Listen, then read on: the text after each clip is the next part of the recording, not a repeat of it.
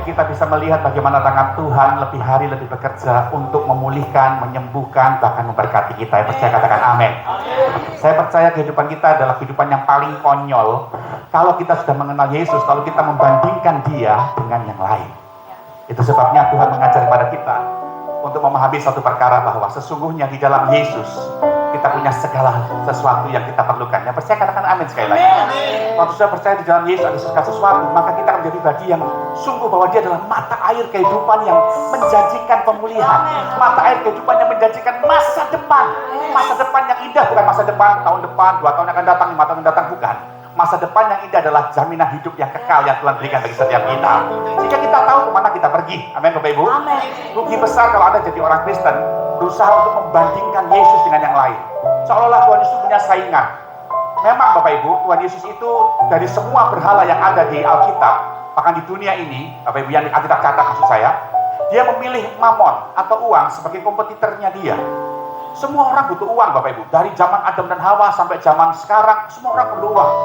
Betapa naifnya hidup kita setelah kita menerima keselamatan, lalu kita membandingkan Yesus, menyaingkan Tuhan Yesus dengan mamon. Resikonya adalah fatal Bapak Ibu. Itu seperti yang pernah saya alami. 24 tahun yang lalu, saya berusaha untuk mensejajarkan Yesus dengan mamon. Saya berusaha untuk membandingkan Yesus dengan mamon. Saya kerja, saya tinggalkan pelayanan. Pelayanan Bapak Ibu bukan nomor 2. Pelayanan Bapak Ibu nomor 100. Saya tinggalin Bapak Ibu. Saya kerja cari uang, saya jadi manajer kayu, kerja di kayu lok. Ya saya nggak maksimal, coba punya motor 1, bekas lagi. Lalu saya juga cuma punya rumah 1, kontrak lagi. Dan saya nggak punya sesuatu yang bisa saya banggakan saat itu. Ketika saya menjadikan mamon sebagai sandaran saya. Apalagi ketika Tuhan melihat, nih lihat, kamu berusaha dengan kekuatanmu, sekarang hadapi itu. Tiba-tiba penyakit ganas menimpa saya. Stephen Johnson Syndrome stadium 4 menimpa tubuh saya. Mata saya buta, sekujur kulit saya melepuh Bapak Ibu. Lambung, usus, ginjal rusak semua. Bahkan dokter berkata saya akan buta untuk selamanya. Dan saya pada waktu itu tidak bisa buat apa-apa. Saya berkata, Tuhan, terimalah tubuhku yang busuk ini. Ternyata betul, kalau saya mulai membanding-bandingkan Tuhan Yesus dengan yang lain, saya rugi besar. Saya bukan kehilangan keselamatan yang akan datang, tapi saya juga kehilangan berkat Tuhan di masa yang sekarang saya hidupi. Makanya Bapak Ibu, Gusti Yesus kok dibanding-bandingke, saing-saingke, ra bakal kalah. Aeloni nganti tekan matiku, yo Gusti Yesus suruh wilujanku. Ini doa saya. Ku berharap Engkau mengerti, di hati ini hanya ada Yesus. Ya sama-sama yuk, kita menangi bagi Tuhan. Kita kagum sama Tuhan.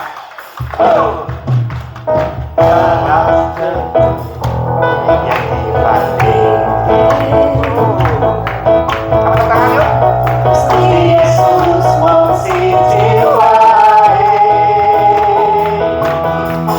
aku rai songen kau gawe-gawe. Seadanya lagu kita. Jujur sanore. Jelas bedo.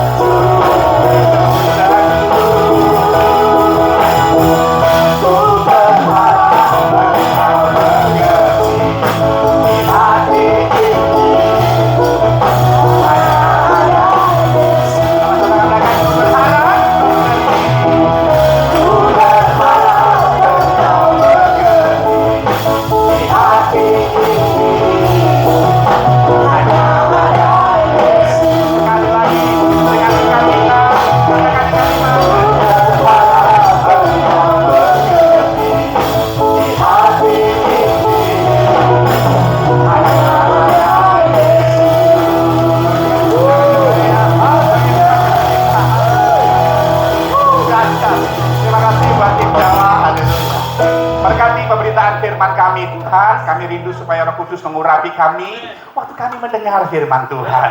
Ada sesuatu yang indah yang membuatkan kami selalu kagum kepada Tuhan buat semua yang sedang Tuhan persiapkan sebagai warisan dalam hidup kami.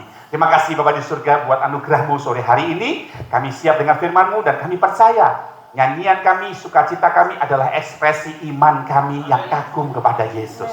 Terima kasih Tuhan, kami siap dengan firman-Mu dengan sukacita dalam nama Yesus. Semua jemaat yang siap dilawat Tuhan, sama-sama dengan saya kita berkata, amin. Berikan tepuk tangan yang meriah bagi Tuhan kita yang dahsyat. Haleluya. Puji Tuhan, silakan dikasih Tuhan duduk, tim Dewi juga boleh duduk. Haleluya, terima kasih buat kesempatan sore hari ini kita bisa sama-sama beribadah dan melayani Tuhan ya Bapak Ibu ya. Apa kabar semuanya? Yang di Balkon apa kabar? Haleluya, puji Tuhan. Ya, senang sekali sore ini kita bisa bersama-sama menikmati ibadah di ujung bulan Oktober Bapak Ibu ya. Bapak Ibu yang rindu memberkati, memberikan persembahan Natal, bagikan orang Majus, ngasih kado buat Tuhan Yesus. Lewat kita perayaan Natal nanti, Bapak Ibu bisa memberikan persembahan di luar mungkin persembahan yang extra collector, bisa hubungin panitia ya, Bu Adi atau Bu Tanti ya, untuk persembahan Natal kita. Dan Anda lihat pergumulan beban saya hari-hari ini, aduh lihat LCD kita, tadi pagi nggak apa-apa, sore ini kok kabur ya, garis tuh Bapak Ibu ya. Mungkin sudah pertanda kita harus ganti LED Bapak Ibu. Dan LED itu kita perlu dana hampir 400 juta untuk beli LED yang ukuran 4x7. Itu akan sangat bermanfaat buat kita untuk bagi Bapak Ibu yang mungkin mata tua yang di belakang bisa lihat dengan jelas. Karena ini kalau udah kena lightingnya nyala kan nggak kelihatan tulisannya Bapak Ibu ya. Saya masih berdoa supaya Tuhan buat jalan buat kita untuk kita bisa memiliki LED untuk kemajuan untuk kepentingan kita bersama Bapak Ibu ya. Baik Bapak Ibu yang juga rindu mengikuti kuis Mana Sorga, silakan memasukkan jawabannya di kotak belakang. Sebentar lagi akan disensor atau divalidasi oleh tim supaya nanti setelah seibadah kita akan undi. Ada 2 hadiah yang kita terima. Yang pertama bersama dengan Bank BRI. Ini ada e-voucher ya, belanja sembako selama 3 bulan berturut-turut. Bulan pertama 240.000, bulan kedua 220.000, bulan ketiga 220.000 yang nanti akan diisi secara otomatis di kartu ini Bapak Ibu ya. Kemudian yang kedua, ini ada hadiah voucher makan dari Resto Depot Selera, ya selera kita, berupa voucher makan untuk 5 orang, ya bisa makan di sana. Puji Tuhan, nanti siapa yang beruntung, kita tunggu setelah yang satu ini. Ya, siap dengan firman Tuhan, Bapak Ibu?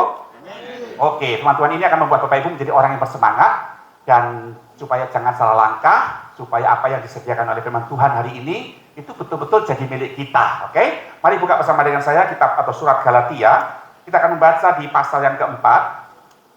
Kita akan baca di ayat yang ke-6 dan yang ke-7. Galatia pasal 4, ayat yang ke-6 dan 7. Anda yang suka judul, saya berikan judul firman Tuhan sore hari ini, warisan kita seri yang kedua. Ya, warisan kita seri yang kedua. Oke, yang sudah ketemu katakan sama-sama amin. Mari kita baca bersama-sama 2 ayat ini. 1, 2, 3. Dan karena kamu adalah anak, maka Allah telah menyuruh roh anaknya ke dalam hati kita yang berseru, ya Aba, ya Bapa.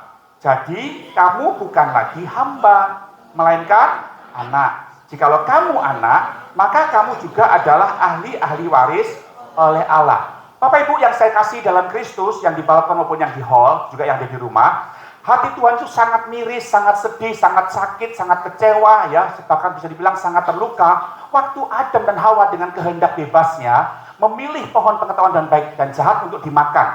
Itu bicara tentang penolakan perintah Allah dalam hidupnya. Dan menarik sekali Bapak Ibu, kasih Tuhan yang luar biasa tidak membuat dia menyerah Bapak Ibu. Pada waktu itu dia jatuh dalam dosa, Adam dan Hawa terpisah dari Tuhan karena dosa itu. Tapi Tuhan tetap rindu bersekutu, tetap rindu bersama-sama. Pada waktu mereka jatuh dalam dosa, mereka menjadi budak dosa. Itu mental budak itu suka sekali diperhamba. Mental budak itu melakukan pekerjaan tuannya. Mental budak itu adalah mental di mana dia nggak punya hak atas dirinya sendiri dan suka diikat atau mempertuankan iblis atau dosa yang menguasai kehidupannya. Pada waktu itu Tuhan melihat begitu besarnya kasih-Nya yang luar biasa atas manusia, ya kan Bapak Ibu? Lalu Tuhan datang berinkarnasi menjadi Yesus, singkat cerita, dan dia berinkarnasi menjadi Yesus lalu menebus setiap orang yang percaya kepadanya. Bapak Ibu, mengapa rasa percaya kita kepada Yesus itu nilainya atau bobotnya tinggi? Bahkan kita hanya percaya pada Yesus, ya Bapak Ibu, dengan mulut dan hati kita, Dia adalah Tuhan yang turun ke dunia, mati bagi dosa kita, bangkit dari antara orang mati, dan sekarang naik ke surga dan duduk di kanan Allah Bapa. Itu membuat kita diselamatkan. Itu kalimat syahadatnya orang Kristen, gitu kira-kira Bapak Ibu ya. Kenapa kok bisa? Karena begini Bapak Ibu, iman percaya kita kepada Yesus itu taruhannya adalah logika manusia. Bagaimana mungkin seorang manusia yang dari anak, ya Yusuf dan Maria, tukang carpenter atau tukang kayu, bisa menjadi Tuhan? Itu pertaruhan logika manusia pada waktu itu. Karena hukum Yahudi pada waktu itu Bapak Ibu, kita ini celaka, bahkan terkutuk kalau menuhankan manusia. Sedangkan Yesus adalah betul-betul adalah Allah sendiri, yang karena dosa manusia nggak bisa melihat Allah. Makanya Allah yang kelihatan berinkarnasi, menjelma menjadi manusia. Sehingga dia menampakkan diri pada manusia dalam bentuk Yesus yang bisa dilihat. Karena Allah ingin merasakan bagaimana penderitaan manusia. Karena dia melihat amal baik manusia, sedekah-sedekah manusia, puasanya manusia, bahkan korban binatang itu tidak bisa menghapus dosa manusia. Makanya Allah sendiri turun dalam bentuk Yesus, dalam bentuk manusia. Kebetulan orang tuanya adalah tukang kayu. Itu makanya iman percaya kita kepada Yesus, anak tukang kayu ini sebagai Tuhan dan Juru Selamat, itu bobotnya tinggi di mata Allah. Kenapa saudara? Karena itu iman yang dipertaruhkan. Dan itu janji Tuhan dalam hidup kita, kekasih Tuhan. Bagaimana dia rindu supaya saudara diangkat dari budak jadi hamba. Dari budak, dari hamba, lalu luar biasa lagi kasihnya mengatakan nggak perlu sampai hamba, diangkat jadi anak. Mental budak, mental hamba, kemudian mental anak. Itu level yang paling tinggi. Kalau hamba itu nggak pernah bisa mewarisi warisan orang tuanya, apalagi budak. Tapi Alkitab bilang, kalau kita ini anak, kita ini menjadi ahli-ahli waris oleh Allah. Nah, untuk mengubah mental budak dosa, jadi mental anak Allah, itu sulit, Bapak Ibu. Itu makanya ketika Anda percaya Yesus sebagai Tuhan dan Juru Selamat, Alkitab saya bilang ini ayat 6 tadi, katakan, ayat 6 tadi, maka Allah menyuruh roh anaknya ke dalam hati kita. Jadi Bapak Ibu bersyukur kalau sore hari ini ada di tempat ini, orang yang percaya kepada Yesus sebagai Tuhan dan Juru Selamat, hari ini sadari ada roh Kristus dalam hidup kita. Yang percaya katakan amin dong. Amin. Itu bangga nggak? Itu raja segala raja, pencipta alam semesta, rohnya ada di dalam diri kita, membimbing kita, menuntun kita, mengarahkan kita untuk menjadi pribadi yang disebut sebagai anak. Makanya kita dibilang roh itu bisa memanggil Allah dengan boleh Aba ya Bapa. Jadi kalau Bapak Ibu panggil dia Aba, Bapa, seperti Bapak Ibu berdoa, ingatlah bahwa kita ini anak. Anak di sini dalam bahasa Yunani menggunakan kata huios. Huios itu adalah satu kata yang menggambarkan tentang anak yang sudah dewasa. Menjadi tua itu pasti, tapi menjadi dewasa itu pilihan. Orang boleh punya kumis, ya Pak ya, kayak gagang telepon. Tapi kelakuannya masih kanak-kanak. Kenapa? Karena dia menjadi orang yang nggak bisa menunjukkan bahwa dia adalah orang yang dewasa. Dalam bahasa Inggris, ya, itu ada kata dewasa itu ada dua. Ada adult sama mature, gitu ya. Kalau Bapak Ibu beli tiket, pesawat kah, kapal kah, tiket bis kah, itu ditanyain, child atau adult, bukan mature. Kalau adult itu bicara tentang bagaimana seorang dewasa secara fisik, dewasa secara umur, gitu. Tapi dewasa secara umur tidak menjamin dia mature. Dia dewasa secara sifat dan karakter. Sebaliknya, ada orang yang kelihatannya masih muda, 15 tahun, 14 tahun, tapi pola pikirnya dewasa, cara ngomongnya dewasa, gitu.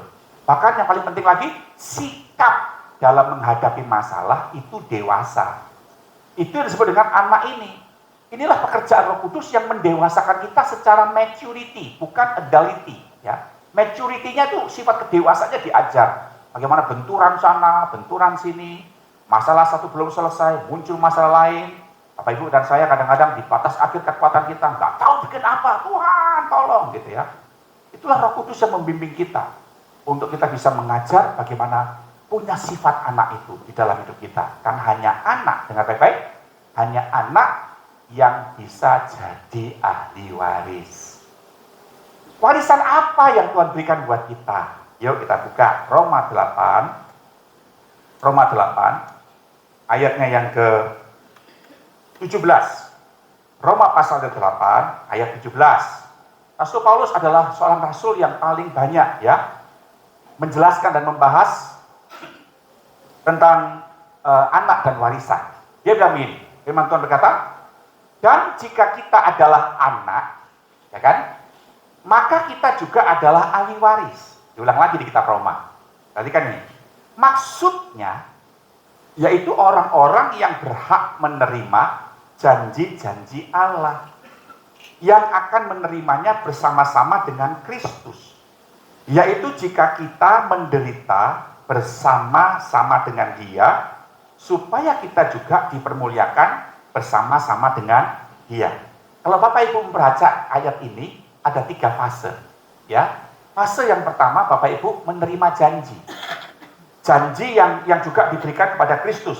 Ya, janji yang kita terima bersama-sama dengan Yesus. Janji itu akan kita terima sebagai warisan kalau kita fase yang kedua, yaitu yang namanya mau menderita bersama Kristus juga. Ya. Lalu setelah kita berhasil menerima yang namanya penderitaan bersama dengan Kristus, Bapak Ibu ya, maka yang ketiga kita akan dipermuliakan juga bersama-sama dengan Kristus. Ini janji Tuhan yang spektakuler, Bapak Ibu. Semua orang begitu terima janji. Oh, siapa sih yang nggak senang terima janji? Ya. Apalagi kalau mau nikah, wah, janji apa itu namanya nikah dibacakan, itu sakral. Dimana janji di situ bicara tentang sehidup semati dalam keadaan suka maupun susah, senang maupun sedih, gembira, sakit maupun sehat, gitu ya, kekurangan ataupun kelimpahan, apakah selalu bersama-sama dengan engkau menjadi suami atau menjadi istri. Wah, itu satu kehormatan, janji yang luar biasa. Pada waktu seorang suami menikah, dia akan berkata apa? Ini awal perjuangan hidup saya. Wanita menikah, dia bilang apa? Ini akhir perjuangan hidup saya, ada yang bertanggung jawab buat saya, kan gitu ya. Jadi itu memang bicara bagaimana hierarki keluarga. Sehingga janji itu merupakan satu bagian di mana kita memiliki pengharapan. Makanya ada istilah PHP. Pemberi harapan pulsa. Itu kan namanya harapan itu kan janji. Saudara diberiin janji gitu Bapak Ibu. Nah itu bagian di mana Tuhan ngajar buat kita untuk kita bisa melihat bahwa oh ternyata waktu saya bisa menerima janji itu, janji apa? Janji kelimpahan. Kenapa janji itu bicara tentang warisan? Ingat Bapak Ibu, Abraham memiliki 2 orang anak yang luar biasa, Ismail dan Ishak menurut Alkitab kitab Kejadian pasal yang ke-16 dan 17 Bapak Ibu, ya. Menarik sekali Bapak Ibu, Abraham ini sebelum punya anak, Abraham sudah terima janji dari Tuhan bahwa kamu akan menjadi bangsa yang besar. Keturunanmu akan seperti bintang di laut dan pasir di langit. Wah, itu kebalik ya. Ya. Itu jadi bangsa yang besar luar biasa. Dua-duanya ketika lahir Ismail dan Ishak, dua-duanya di bangsa yang besar. Tapi dengan baik. Janji Tuhan bahwa oleh keturunanmu semua bangsa akan diberkati, itu diucapkan ketika ada Ishak. Dalam garis berkat Ishak. Jadi Tuhan mengajak pada kita garis berkat Tuhan. Tadi pagi saya sampaikan begini Bapak Ibu. Warisan materi yang kita terima dari orang tua, sebanyak apapun, itu bisa habis Bapak Ibu. Dan puji Tuhan, contoh seorang di Alkitab yang menerima janji warisan ilahi dari Tuhan, membuktikan bahwa warisan ilahi dari Allah itu jauh lebih berharga daripada warisan materi. Ibarat sekarang begini, kalau Bapak Ibu dikasih rumah mewah, mobil banyak, ya hidup di zaman 1001 malam, tanya gitu. Tiba-tiba tawaran kedua dikatakan sama Bapak Ibu, mau milih rumah mewah dengan mobil yang banyak, dengan emas batangan yang banyak di dalamnya, atau milih lampu tua yang butut ini. Bapak Ibu kira-kira kalau zaman itu jadi Abu Nawas, Bapak Ibu pilih mana? Hah? Benar? Aku pilih lampu tua dong. Kelihatannya butut, tapi di dalamnya, menurut ceritanya itu berkuasa. Nah orang yang silo lihat materinya, wah, sesaat. Tapi orang yang punya lampu butut di dalamnya itu menurutnya ada jinnya yang bisa memindahkan rumah mewah dan mobil-mobil yang banyak itu ke miliknya dia. Sangat mudah Bapak Ibu. Nah sebetulnya warisan juga begitu. Warisan materi itu bisa sesuatu yang bisa dilihat oleh mata yang diincar oleh banyak orang yang pikirannya kekanak-kanakan. Itu makanya si bungsu minta warisan itu. Ya habis. Bapak Ibu pesan dari gembala senior kita Pak King, kita kata begini, warisan itu bukan untuk dinikmati saja. Tapi warisan itu untuk dikelola, untuk dikembangkan, ya, untuk dieksplor lebih baik, supaya kita bisa menjadi pribadi yang dewasa. Dan itu hanya orang yang dewasa yang bisa mengelola warisan itu. Yang menarik sekali di sini adalah itu janji Tuhan diberkati buat kita. Itu bicara kehidupan yang ilahi. Yakub diberkati oleh Ishak bapaknya, itu nggak pakai materi loh Bapak Ibu. Dan tokoh yang diberkati di Alkitab tanpa dari harta bapaknya itu Yakub. Dia pergi ke rumah Laban, lari dari kakaknya, disertai dengan berkat daripada Ishak sebagai bapaknya. Itu makanya Bapak Ibu, ya, kalau orang tuamu rohani, mintalah berkat dari orang tuamu. Minta tangan ayahmu, tumpang tangan ke atas Bapak Ibu, supaya kau diberkati. Terus yang punya mana? Mintalah Bapak rohani saudara. Pada memilih saya, puji Tuhan, saya akan minta berkat Tuhan untuk Bapak Ibu. Supaya berkat Tuhan itu turun. Kau berjalan kemana diberkati Tuhan. Yakub susah 14 tahun, hartanya tambah banyak, diberkati luar biasa. Karena dia berjalan dalam warisan berkat ilahi yang dia terima dari orang tuanya, bukan berkat materi. Itu fakta Alkitab. Kalau nggak percaya nanti baca di Kejadian 26 dan Kejadian 27 dan Kejadian 28 sampai 29. Bagaimana Yakub menjadi bertambah kaya karena berkat Tuhan menyertai dia. Kenapa? Dia punya warisan yang luar biasa. Itu warisan ada di dalam hatinya. Kenapa? Karena Yakub adalah anak. Bapak Ibu yang saya cintai dalam Tuhan, repot ya orang itu kalau ya kita itu kalau selalu berhadapan dengan orang yang memiliki warisan Allah dalam hidupnya. Ditaruh dimanapun orang ini pasti berhasil. Ditaruh dimanapun orang ini pasti Tuhan sertai dan tempat itu berhasil. Dulu ada yang bilang saya dibuang di Bontang, ya. Tapi saya bilang saya nggak dibuang di Bontang, saya diberi kesempatan untuk di Bontang. Waktu itu kan nggak ada apa-apa, ya aset aja nggak ada, cuma 13 orang, penuh pergumulan, ya. Dan dalam keadaan mata kabur, mata cacat, saya melayani jemaat pada waktu 13 orang. Jemaat mula-mula di sini ada Pak Saki, ada Pak Pani Tambu Bolon, yang pertama kali naik saya ada Bu Yeni, ada Bu Emi, dan Pak Suroto baru juga beberapa tahun kemudian masuk 2005. 2004 mereka menemani saya sampai hari ini. Dan saya bersyukur kepada Tuhan. Ada kuasa Tuhan juga Pak Nubuat yang sempat satu rumah dengan kami di pastori waktu kami merintis dulu di Jalan Pari Kesit. Itu perjuangan yang luar biasa. Tapi sebagai kata Tuhan, saya punya warisan ilahi yang luar biasa. Dan warisan itu terjadi kalau kita bisa memiliki yang namanya kehidupan yang mau menderita bersama dengan Kristus. Ada orang bilang gini, mau masuk neraka nggak? Saya mau masuk neraka. Loh, kenapa begitu? Ya mau, asal sama Tuhan Yesus. Mau asal sama Tuhan Yesus. Maka neraka jadi surga, sudah. Nggak kena panas. Sama kayak Sadrak, Mesak, Abednego di dapur api yang menyala-nyala. Nggak masalah, asal ada Tuhan Yesus di situ kan Bapak Ibu. Nah inilah bagian yang Tuhan tunjukkan buat kita untuk menjadi orang yang berhak, dilatih menjadi anak yang berhak terima ahli waris. Itu harus mau. Fase yang kedua itu tadi, menderita bersama Kristus. Nah fase menderita ini banyak orang nggak mau Pak Bu. Orang maunya itu yang enak-enak. Disuruh menderita, itu sulit. Menderita bersama Kristus seperti apa? Ya jelas lihat telaganya Yesus dong. Bagaimana Yesus datang, dia menderita, dimulai dari fase kesederhanaan. Itu penderitaan fisik. Dia raja segala raja. Dia bisa komplain sama bapaknya, loh Bapak, kok aku ini lahir dari keluarga yang miskin sih, lahir aja di kandang. Harusnya kan lahir di rumah sakit yang mewah, atau di hotel yang mewah, dan punya orang tua yang mapan kayak. Kan banyak di Alkitab saudara-saudara yang kaya, yang juga dari keturunan Yusuf, keturunan Daud. Kenapa harus Yusuf bukan kayu? Bisa saja seperti itu. Penderitaan fisik ini yang seringkali membuat kita diajar untuk bisa bersyukur. Kira-kira kalau Bapak Ibu menderita, bisa bersyukur? Ada seorang pendeta bilang gini, ibu-ibu, istri-istri, kalau lagi sakit hati sama suami, masuk kamar, berdoa. Teman saya bilang gini, wah itu malah bahaya. Habis tuh suaminya di tangan istrinya lewat doanya. Loh kok bisa? Iyalah. Bayangin istri disakitin suami terus-terusan. Dia gak bisa menderita bersama Kristus. Lalu masuk kamar.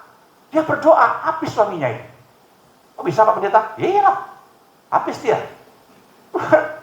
Aku udah bertahun-tahun disakiti suamiku. Bajingan suamiku itu Tuhan. Iyalah. Hari ini siap jadi janda Tuhan. Cabut nyawanya Tuhan. Habis gak Tuhan? Cabut nyawanya Tuhan. Dari kamar sebelah dengar suaminya batuk. Oh terus Tuhan. Terus Tuhan. Terus. Terima kasih Tuhan Yesus. Dalam nama Yesus. Repot kan Saudara. Padahal setiap masalah yang terjadi dalam hidup kita itu Tuhan izinkan terjadi supaya kita mengerti bagaimana menderita. Menderita itu maksudnya apa sih?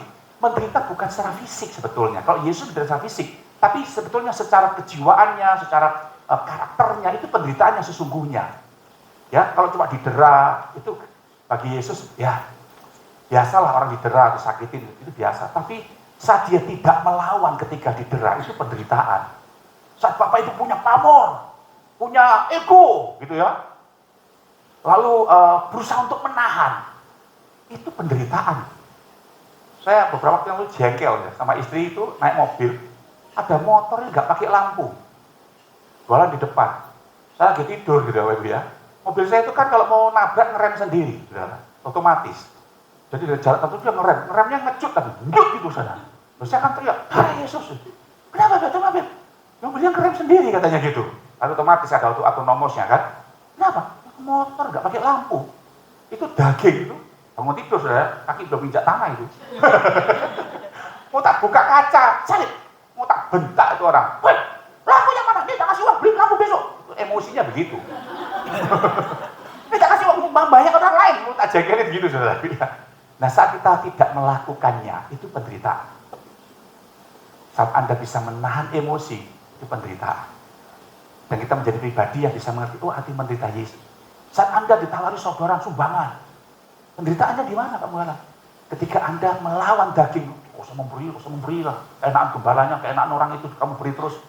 Tapi Anda berusaha memberi, itu penderitaan. Nah orang yang menderita bersama Kristus, ya udah Tuhan. Ternyata memberi itu bukan diminta. Memberi itu adalah diberi, Anda memberi itu adalah karena diberi kesempatan.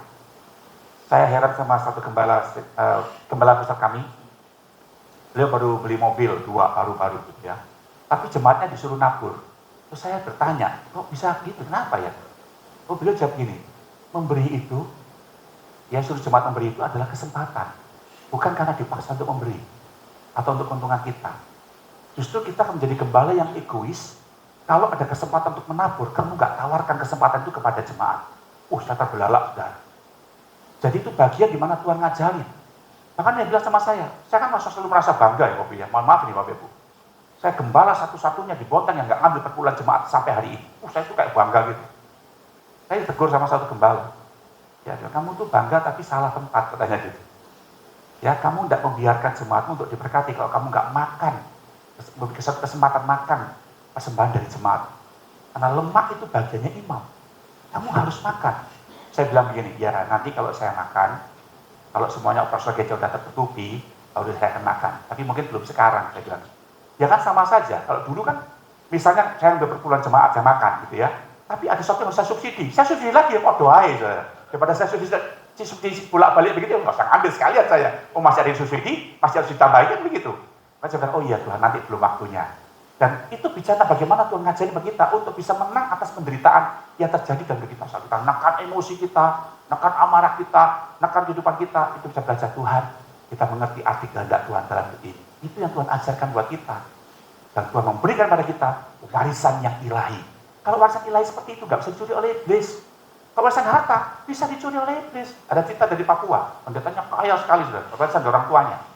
Satu malam ada pencuri masuk ke rumahnya. Dia lagi tidur, lagi masuk, diambil emas, tangannya diambilnya uang itu Bapak Ibu. Lalu dia buka jendela, dia mau lari dari jendela. Pendetanya bangun, hartanya diambil. Karena ini pendeta diajar penuh kasih, dia pencuri, dia sok rohani. Dia bilang begini, wahai manusia, tidakkah engkau tahu bahwa mencuri adalah berdosa? Ini pencurinya orang Papua, dia kata apa? Waduh, dia bingung, dia balas juga pakai ayat. Wahai pendeta, tidak tahukah kau bahwa aku datang seperti pencuri? Ya, wah, langsung pendetanya kaget. Waduh, Tuhan, apakah engkau Tuhan? Langsung pencurinya lari lewat pagar. Yoi men. Ya, wah, semua kalau harta benda sebanyak apapun yang sudah miliki itu bakal habis. Kalau punya harta rohani dalam diri kita itu value-nya kekal. Makanya saya suka bilang, ya bayar pakai hati. Itu warisan yang tak ternilai harganya Bapak Ibu. Itulah mental anak. Nah, ketika engkau disakiti, kita ngalamin hal-hal yang bagi kita mungkin memacu emosi adrenalin kita, pengen bangkit dan naik, tapi kita bisa meredamnya, aku menderita bersama Kristus. Itu membuat kita bisa mengalami yang namanya pemulihan berkat Tuhan dalam bentuk warisan ilahi diberikan buat kita. Kalau warisan ilahi kita miliki, nanti akan sama seperti Yakub. Apa saudara? Warisan materi Tuhan sediakan dengan caranya yang ajaib dalam kasih karunia Tuhan buat kita. Itu yang Tuhan tunjukkan buat kita. Nah, seringkali kita sulit sekali menderita bersama dengan Kristus. Kenapa? Nih, yang pertama. Lukas pasal 2 ayat 34. Lukas 2 ayat 34. Lukas 2 ayat 34, dia berkata begini.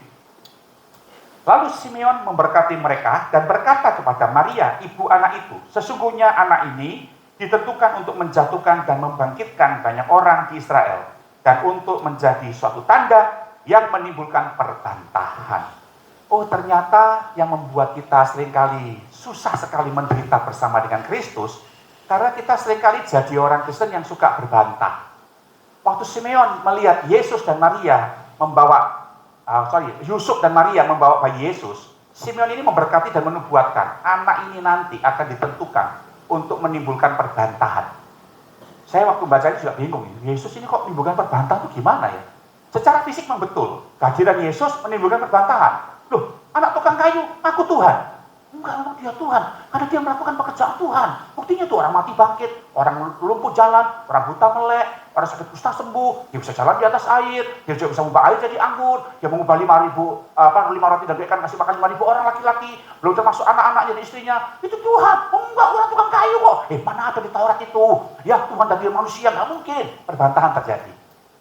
Itu secara hierarki.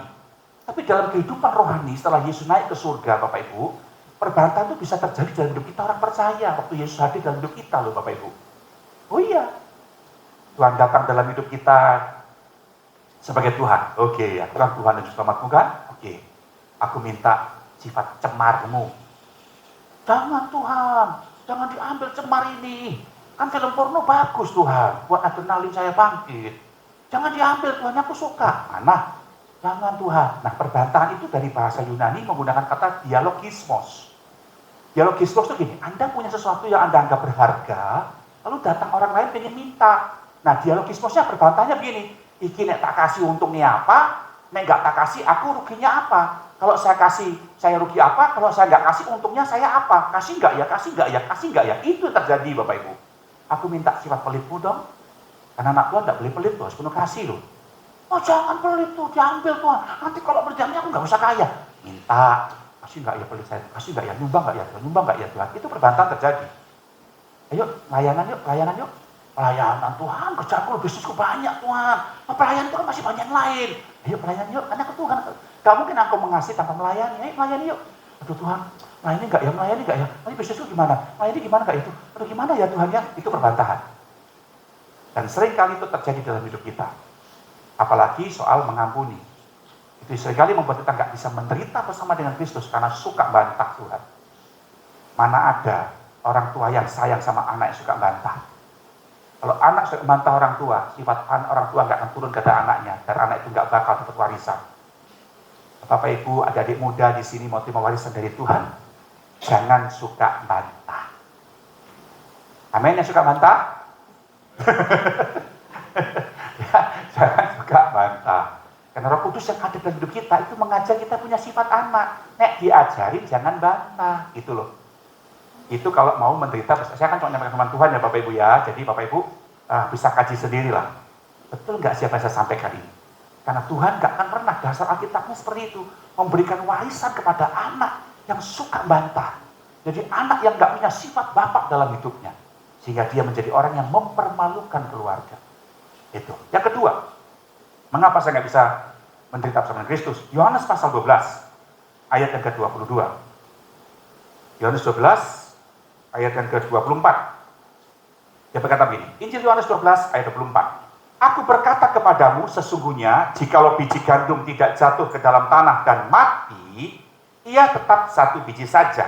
Tapi jika ia mati, ia akan menghasilkan banyak buah. Jadi, berikutnya mengatakan begini, barang siapa mencintai nyawanya, ia akan kehilangannya.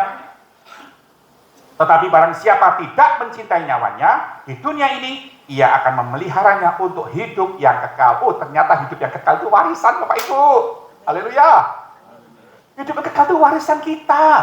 Dan itu hanya bisa terjadi kalau Anda mau dari sekarang belajar mau menderita bersama dengan Yesus. Dan membuat saya nggak bisa menderita bersama Yesus, itu karena ini, saya nggak mau mati. Mati dari apa? Lihat nih Bapak Ibu. Biji itu, ya sudah ngomong soal biji, itu harus mati. Supaya dia bisa menghasilkan banyak buah. Jadi proses mati ini dimulai dari sebuah kehidupan di mana dagingnya mati. Ingat Bapak Ibu, ketika biji itu mati, maka ada sesuatu yang Tuhan hidupkan dari dalam biji itu, lalu tumbuhlah tunas. Waktu tunas itu tumbuh, akar dulu. Waktu akar itu tumbuh, harus ada sesuatu yang dipecahkan dari biji itu. Selama biji itu nggak bisa mati, itu bungkusnya nggak bisa dipecahkan, yaitu kulitnya.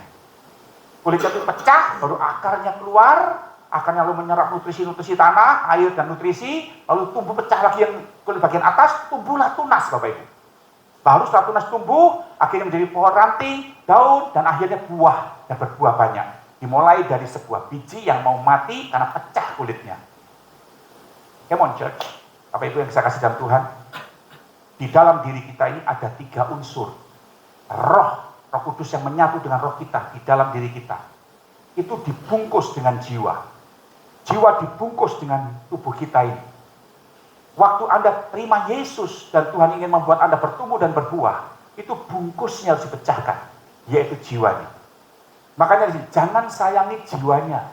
Jiwa itu apa sih? Pikiran dan perasaan kita. Katakan barang siapa mencintai nyawa. Nyawa dalam bahasa Inggris diterjemahkan kata soul atau jiwa. Ada orang nyayangi pikirannya sehingga rohnya nggak bisa bertumbuh. Kulitnya nggak pecah.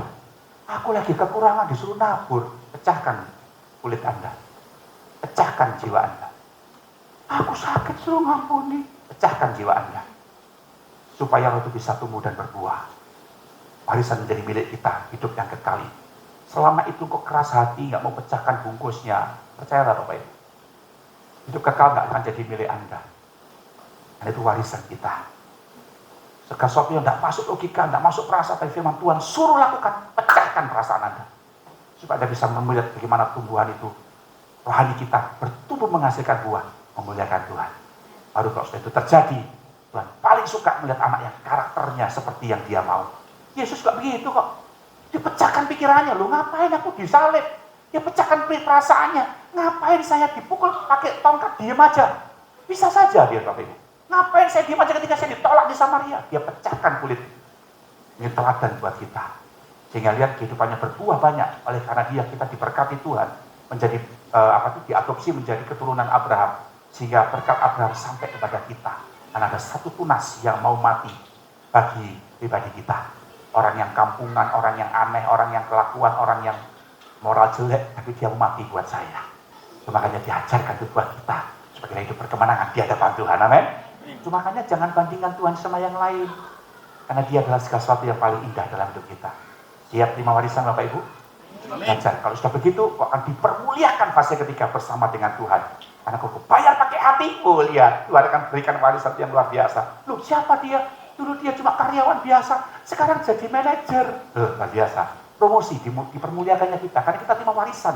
Ya, ilahi sudah, maka wujudnya menjadi warisan materi yang kita terima dengan cara Tuhan yang ajaib. Itu makanya Tuhan, hari ini aku nggak mau membuat engkau punya saingan di dalam diri saya. Engkau tetap yang tertinggi sebagai Tuhan yang tak terbandingkan. Amin, Bapak Ibu. Ayo kita beri sama-sama.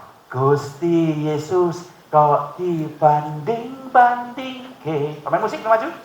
Saing-saing ke, ra bakal kalah.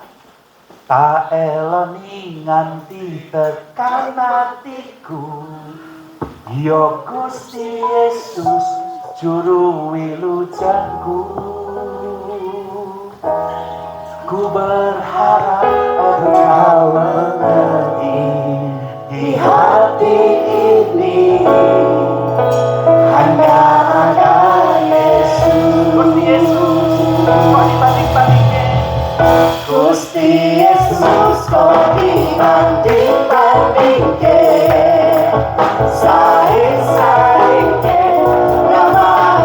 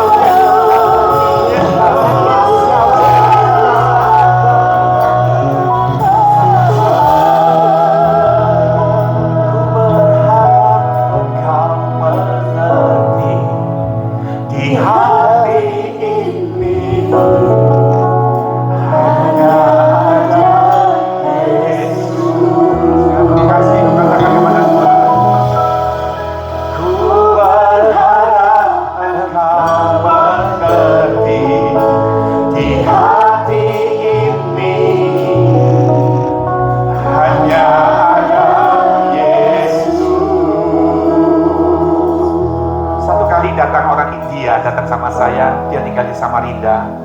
Dia berdalih, kasihan melihat mata saya. Lalu dia menawarkan kepada saya, Pak Irwan, saya punya batu merah delima dari pedalaman Kalimantan. Segala macam sakit penyakit, kalau dia minum air dari rendaman batu ini, dia bisa sembuh, Pak Irwan. Setelah saya bacakan doa-doa saya waktu menerima itu, saya bilang begini, ku berharap engkau mengerti, di hati ini hanya ada Yesus. Saya tolak minumannya, saudara.